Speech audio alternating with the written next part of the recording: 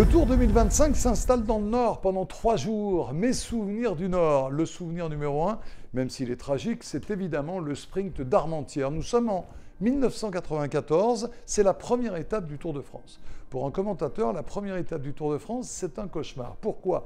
Parce qu'on ne sait pas exactement les forces en présence pour le sprint. Vous pouvez avoir un Norvégien sorti de nulle part ou presque qui vient gagner le sprint, et en tant que commentateur, il vaut mieux le reconnaître. Donc vous révisez beaucoup la veille, vous regardez les maillots de tout le monde, mais vous êtes très tendu. C'est un peu comme, on passe le bac, quoi. On est un peu tendu, on se dit...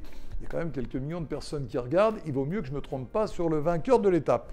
Alors je suis tendu, 94, premier sprint, et puis il se passe un truc absolument extraordinaire qui va occulter complètement le vainqueur de cette étape, c'est la chute, la fameuse chute de Laurent Jalabert. Laurent Jalabert, à l'époque, est un vrai sprinter, il en a fait une de ses spécialités, et à plus de 60 km/h, il se présente dans la grande ligne droite d'Armentières. Et là, histoire extraordinaire, Dieu sait que le Tour de France nous en donne des histoires extraordinaires. Eh bien, c'est un policier qui a envie de faire une photo. Imaginez-vous, il va se décaler un peu tranquillement, il va se mettre un peu sur la route pour pouvoir faire une belle photo du sprint. Le seul problème, c'est que Jalabert mène très bien son sprint sur la droite de la route.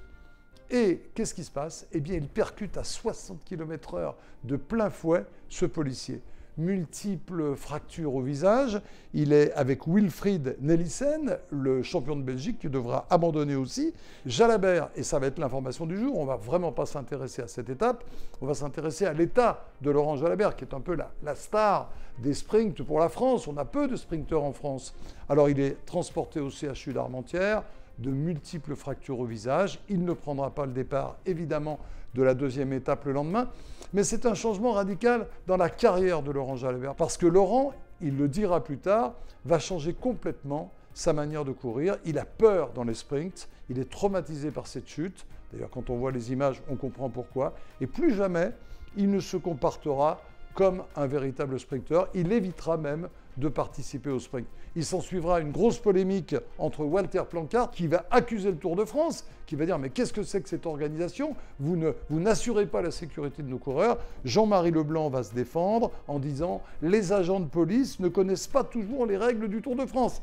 Très très mal vue cette réponse par les coureurs de Walter Planckaert.